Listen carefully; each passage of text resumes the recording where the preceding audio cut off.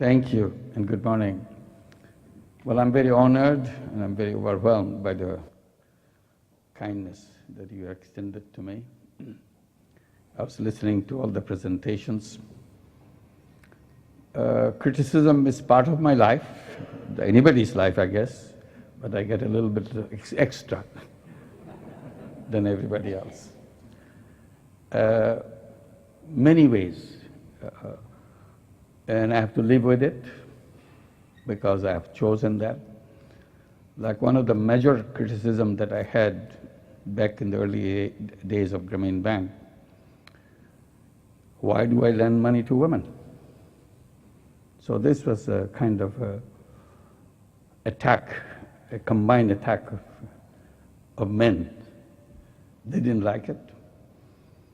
Then it turned into a religious attack, because I'm converting women into something our religious leaders didn't want, the women to stand on their feet. And they said it is against religion. So that was a very serious accusation when you live in a Muslim country and working with the women. And they say it's against religion. Everybody focuses on you. So we have to come up with a way how to handle that. Luckily, we found a way, and which was pretty effective. I started saying that Prophet Muhammad, in his early years, in his youth age, he worked under a woman. He took a job under a woman, a businesswoman. And later on, she married her. And I said, if you want to be a good Muslim, you have to follow the footsteps of the Prophet.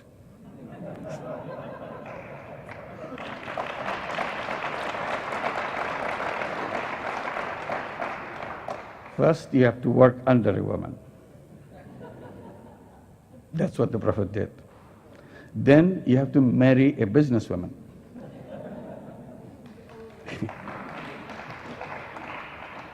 Since Bangladesh doesn't have many businesswomen, if you're looking for them, don't find them, come to us. We have plenty of them. So this is just to give an example. Many of the things come because of the way you think, you organize your life. Something different happens, you become suspicious. So today I'm lucky because all the criticism that I had in Germany, now those criticisms will not come to me, it will come to Professor Rademacher. He has to handle all those. I got involved with lending money to the poor people, not because of any theory or anything, not a plan. It is a spur of the moment action which got me into it. Out of the desperate situation, people want to do some action which out of desperation, which doesn't have many logic, any sense, but you do it. And that's what I did. It's a loan sharking in the village next to the university campus where I was teaching. And so ugly to see that. Tiny little money given to the poor people. And in exchange, you take control of their life. Grab everything that they got by the means of lending money.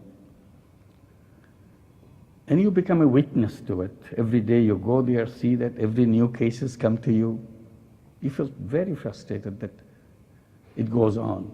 And then you realize it's not something happens in this village. This is all over the country. It's all over the world. And you can't do anything. For centuries it goes on.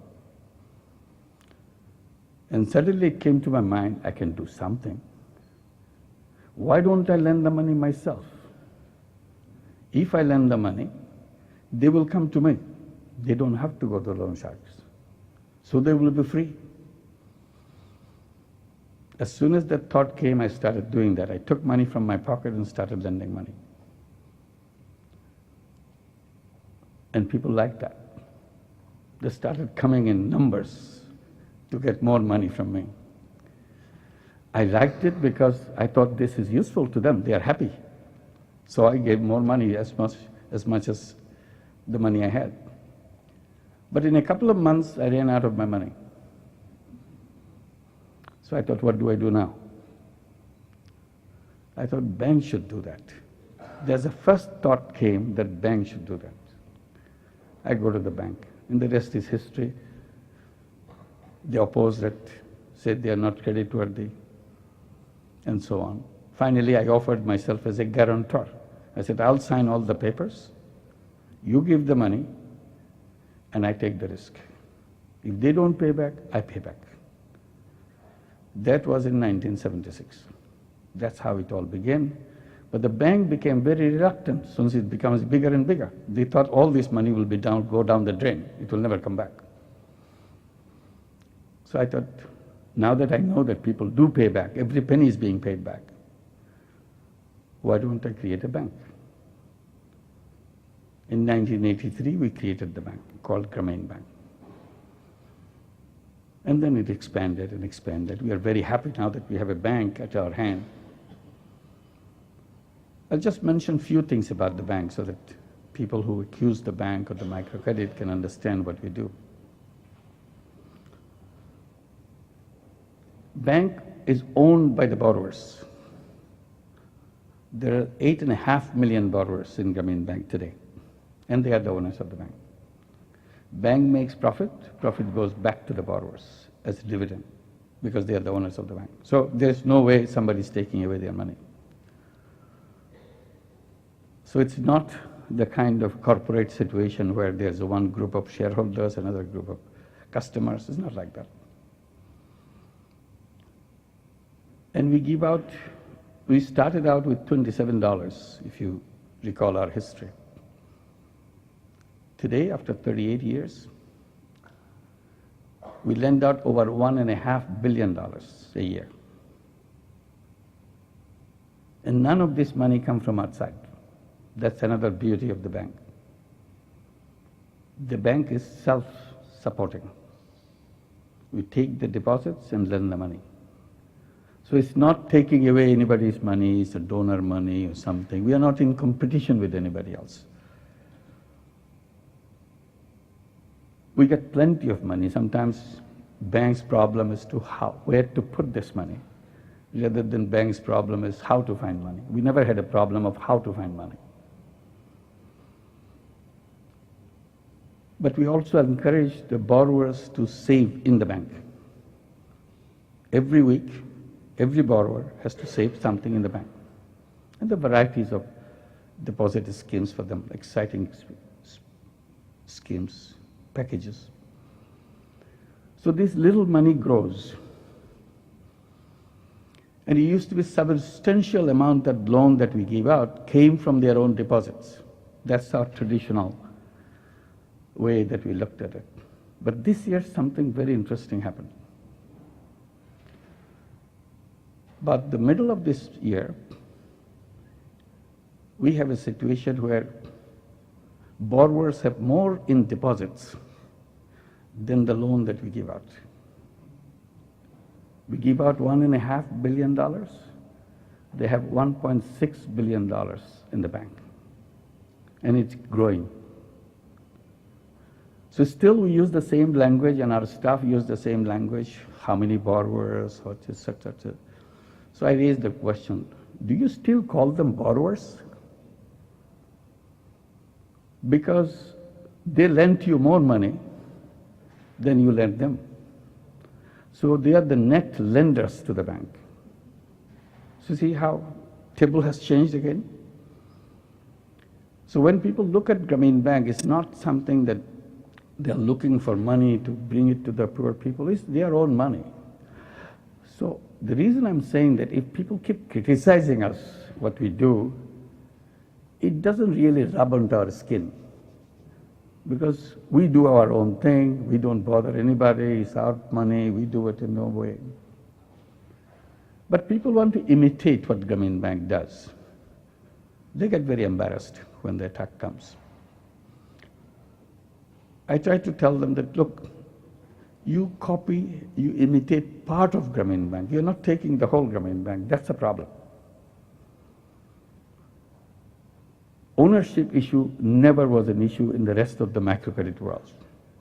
They are NGOs lending money. I said, why can't you transform it into a business where the borrowers become the owners of the bank, owners of the program? Then it becomes a full circle. We have done a lot of things besides lending money. Lending money is just one part of Grameen Bank. In early years, first thing that caught my eyes, the health situation in these families. And I kept saying that being poor has many dimensions. If you're poor in income, if you're poor, you're also poor in health. Extremely poor. So first thing, visible thing that came to my notice, children in the families cannot see at night. This is unknown to me. I have no idea that things like that have happened, that children literally go blind after sun goes down. They cannot see, no matter how much light you bring in front of them. So I talked to the doctors, experts. They said, well, it's called night blindness. It's a disease. Can it be cured? Yes, that can be cured. This is caused by vitamin A deficiency. So what do? Give them vitamin A. How do we do that? Give them vitamin A tablets or ask them to eat vegetables. After a little bit of discussion, I accepted the vegetable option. Forget about the tablets. So I started encouraging people to grow vegetables and feed the children with vegetables. And then they said, well, we don't have seeds. How can you do that? So we started bringing seeds to them. I made it into a business of seeds. Made 1 penny packet. Each packet is 1 penny. No matter which seed you are looking for, which vegetable you are looking for. Number of seeds will be very different because of the prices of each. But packet is 1 penny. People loved it. They started growing seeds, growing the vegetables, feeding the children. As Grameen Bank grew, our seed business grew. At one point, we became the largest seed grower in the country, seed seller in the country. We didn't grow, we bought from others. And this night blindness disappeared from the country, never came back. So it was just one tiny little initiative.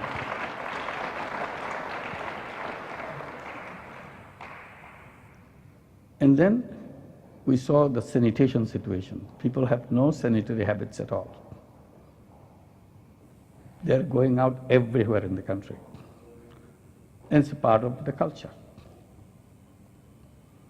And the more we try to explain to our borrowers, it's dangerous to your health, it's spreading diseases, you should have latrines. They kept saying, we're poor people, we can't do that. Then I came up with a decision. And we made a rule that if you want to join Grameen Bank, the first eligibility condition is you have to dig a hole.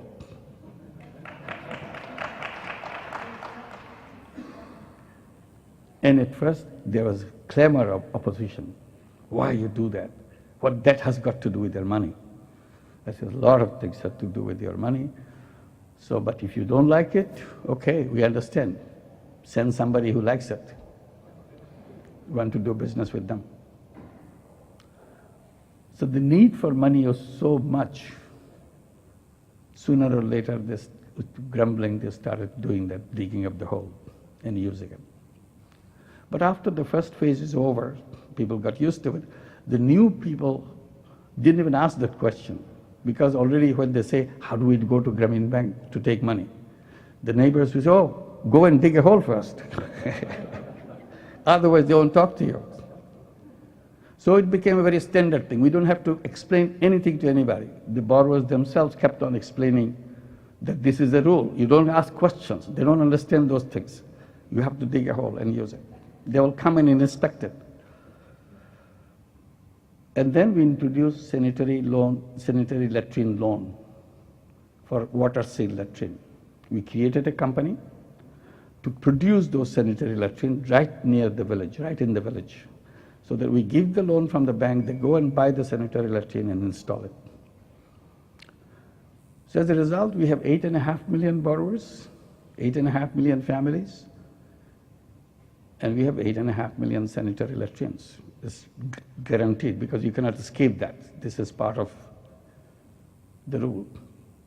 Now that poor people have sanitary latrines, it created a lot of tension in the villages. Well-off families, their women started complaining to their husbands. The beggar woman has a sanitary latrine. How come we don't have it? Today, Bangladesh has no problem of sanitation. In the whole of South Asia, this is an outstanding example. That sanitation problem is solved.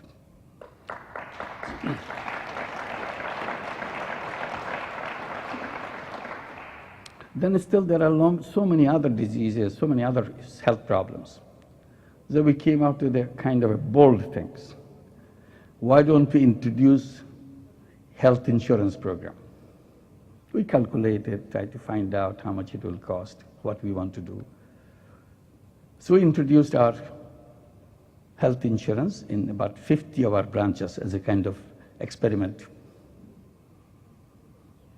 What we did, we asked Grameen Bank borrower to pay $4 a year to cover the entire family with health care. So first they argue, what do we do? Should I pay you $4? What do you give us? So we elaborated what service we provide. We put a whole fully qualified medical doctor in the village with his office and with his lab, so that he get all the diagnostic provided from there, medicines with 25% discount from the market price. You can come anytime to the doctor, and then you have the paramedics, you have the health workers, so that every family is reached. The money that we collected with $4 was good enough for us to cover all the cost. And we are very happy that each health clinic, each health center becoming self-sustaining. That's what we wanted to do. Every time I create a business to solve the problem. That was my attitude. So this is another business I'm creating now. And when each center is becoming self-reliant, coming to the break-even point, I get very happy that it's working. And people are supporting, people are paying. And it is their own health service with their own money. This is their own doctors and all the things. It's not dependent on some external authority. Bangladesh, like many other countries, has government health service. Government promises to provide all health services to everybody. And it spends lots of money out of the budget. So it's a huge, elaborate program. But all the budget money is used on themselves, on the system. It doesn't produce any service. So nobody gets a service.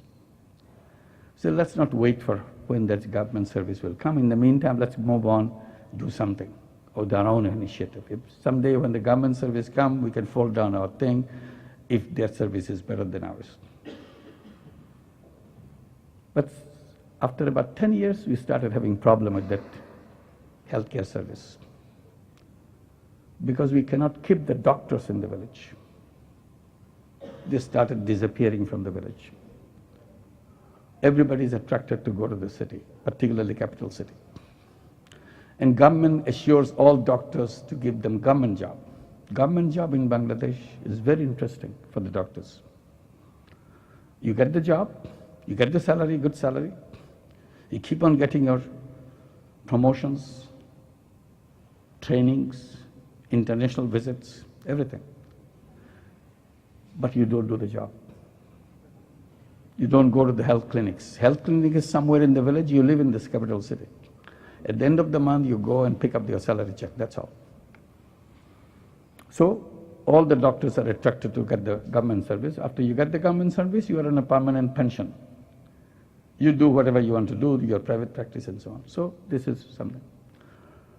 So we wanted to change that, how to now address doctor problems. So we are trying to build up the medical college to produce our own doctors, again as a business. And these type of business that we create, we call them social business. Non-dividend company to solve human problems. Investor can take back the money invested, nothing more than that, because it's dedicated to solving problems. And we created a lot of those businesses. That's what you keep talking about, the Grameen companies. These are social business we created. You mentioned about the Grameen Shakti is one of them. Started very small, trying to bring renewable energy in the village. Everybody said, no, it's not possible. Solar energy is good for Europe, not good for Bangladesh. Too expensive for people. I said, it's expensive because you make it expensive. I'll make it cheap because I make it very small. Make sure they have a good service. Now have a good service. It expanded. Today, as Nancy was mentioning, we have reached 1.5 million homes with solar energy. It took us 17 years to reach there. How long will it take to reach the next 1.5 million homes? Probably 3 years. Because you build up the speed and people love that. It's not something you are pushing it through the throat. Everybody is running after it. So when you blame people, their mindset have to change. They are very attached to their old traditional way. That's absolutely wrong. People are always looking for opportunity. Give them opportunity, they grab it. Which makes sense to them. So it's a flourishing business. It created a lot of competitors, more than 50 other solar energy company grown in Bangladesh. So if you put all of them together, probably there's another 1.5 million homes. So in together, there are 3 million homes already reached. Social business. We send our children to school. This is also a policy of Grameen Bank, because their mothers, all these 8.5 million borrowers, are totally illiterate, cannot read, cannot write. Their husbands cannot read, cannot write. Literacy never reached their home in any generation, ever. So we said, let's make a break. From now on, the second generation, everybody will be literate. So we say goodbye to illiteracy in this generation. And we did. We sent every children to school and then gave education loan to go to the higher education from the Grameen Bank. So thousands and thousands of students became medical doctors, engineers, professional people. Then it created another problem for us.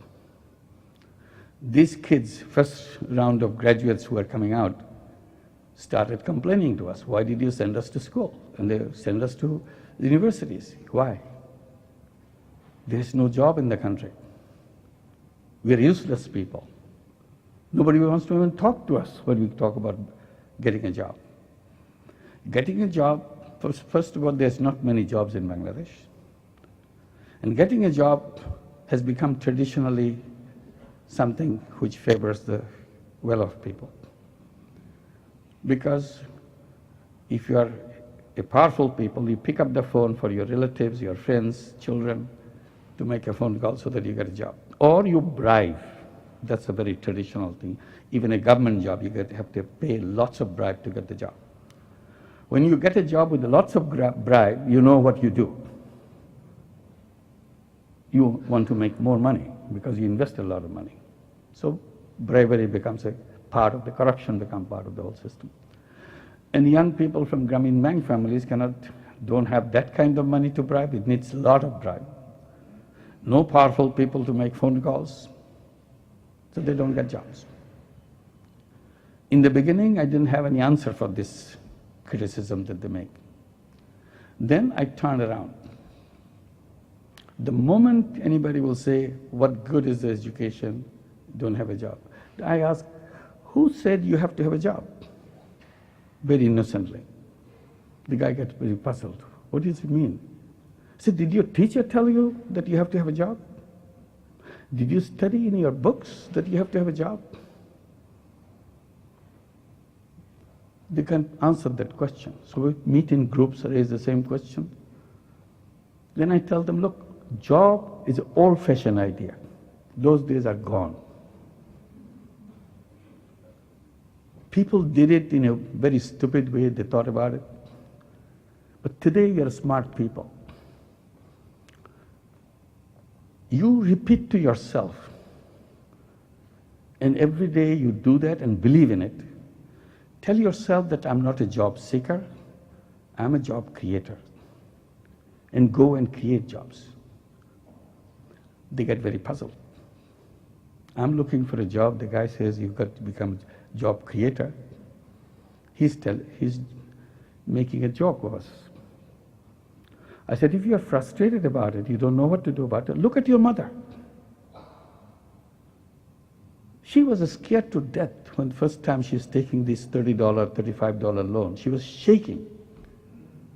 But she dared to take that money and start a business.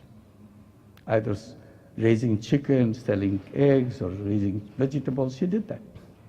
And then she grew over the time. She took from $30 to $50, $100, $200, $1,000. She did that. And that's where you grew. What good is your education if you're not smarter than your mother? She's an illiterate woman. She did all of this. I don't have to go and tell how she did it. But if you're looking for an idea what to do with this, why don't you just pick up her idea, what she did, multiply it by 10 times, 20 times, make it a bigger business, because you're an educated person. And you are lucky because you have an in-house business consultant right there. She knows ins and outs of that business. Then they started taking loans from Grameen Bank, etc.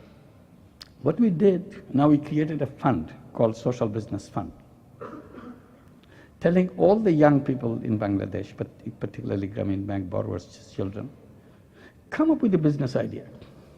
Here is the money, we'll invest in your business. So money is not your problem. We have the money, you have the idea. And you make it happen. And if as soon as you are successful in that business, as you propose in your business plan, you return the money that I give you, and your job is done. You are the full owner of the business. We are a social business, so you don't have to pay us any profit. We are not interested in your profit. We are interested in launching you into the orbit. Once it's done, we are happy. Every day we have to now process these business plans after business plans. These young people are coming, setting up their businesses and so on. People who said, oh, I don't know any business, when they see their friends are doing business, say, I can do something. Exactly like we did in the microcredit. The woman said, I don't know anything. When her neighbor does something, she said, I can do that better. So this is how we have 8.5 million borrowers. And microcredit is expanded all over Bangladesh. So this is another one, that social business again. Again, I asked the question, as I did about poverty. I said poverty is artificially imposed from outside on people. Poverty is not created by poor people. It's the systemic fault, not the fault of the person. You fix your system, everybody will be out of poverty. So don't look at poor people as if something they have done wrong. They have not done anything wrong. We have done lots of wrong for them. So we have to fix that. Financial institution is one wrong we have done very badly, globally. So if you don't like microcredit, all we have to say, build a financial system which is an inclusive system. It doesn't reject anybody from that system. That's all. It's not a question of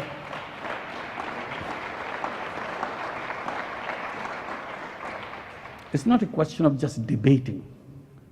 It's just a question of getting it done. We run microcredit program at the invitation of the United States, some of the people. It started in 2008. Now we have 8 branches in New York City, 25,000 borrowers. Average loan is $1,500. Now it is spreading other cities because every city people say, oh, why didn't you bring it to our city? We need it much more than they needed. Our situation is worse. So we have branches in Los Angeles, San Francisco, Houston, Omaha, Nebraska, Charlotte, North Carolina, Boston, and so on. Perfectly works. Repayment rate everywhere is over 99%, 99.5, 99.4. No collateral, exactly like we do in coming back.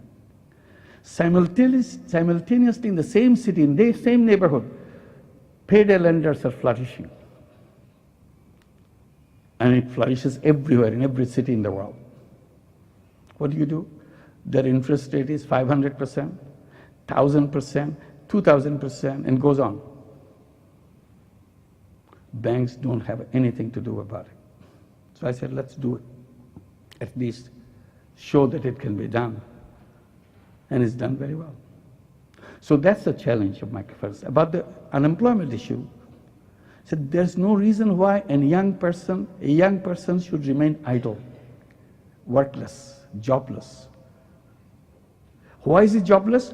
Because we put it in our head he has to have a job. That's why he's jobless.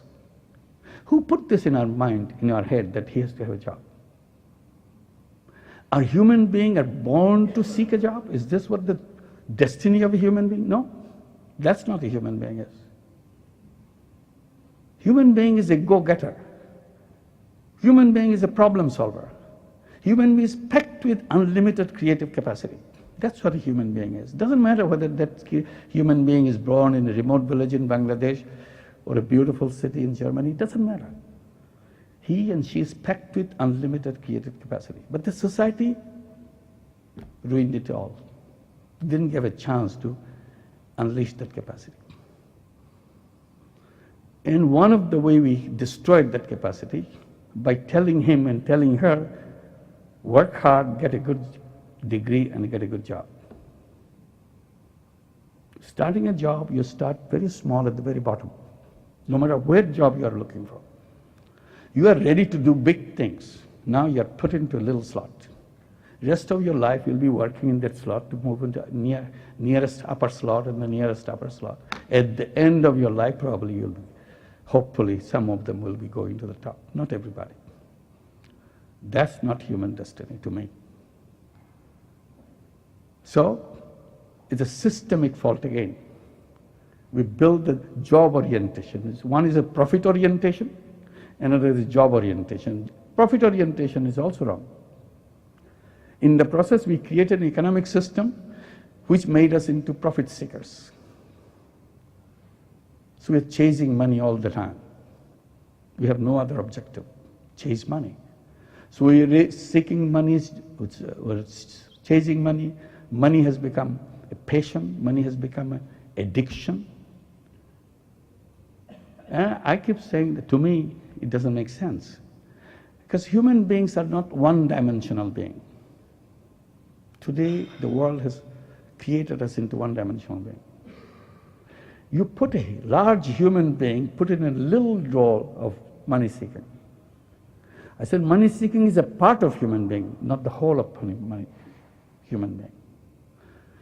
When you put everybody in a human money-seeking role, you are using only the selfish part of that human being.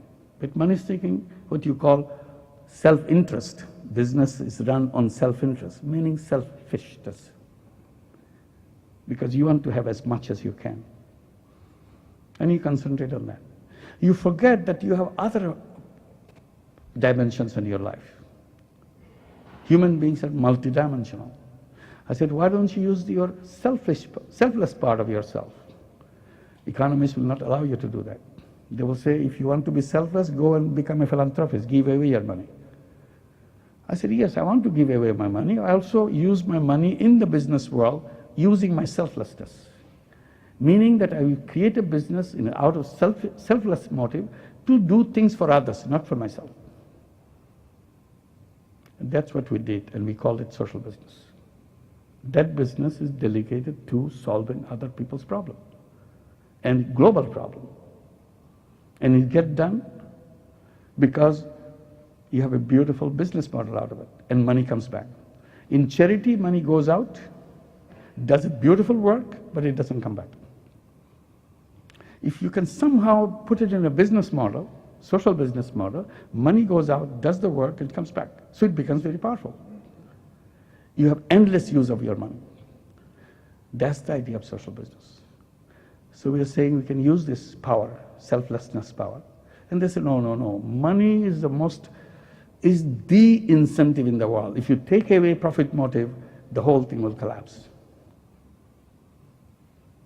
I said, well, I understand profit is a very strong incentive, but it is not the only incentive in life.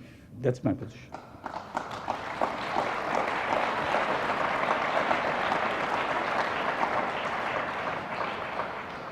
So I say making money is a happiness, I agree.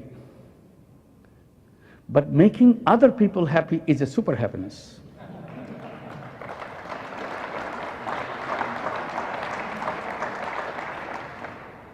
You have to discover that. Today's economy doesn't allow you to discover because your textbook says there's only one incentive.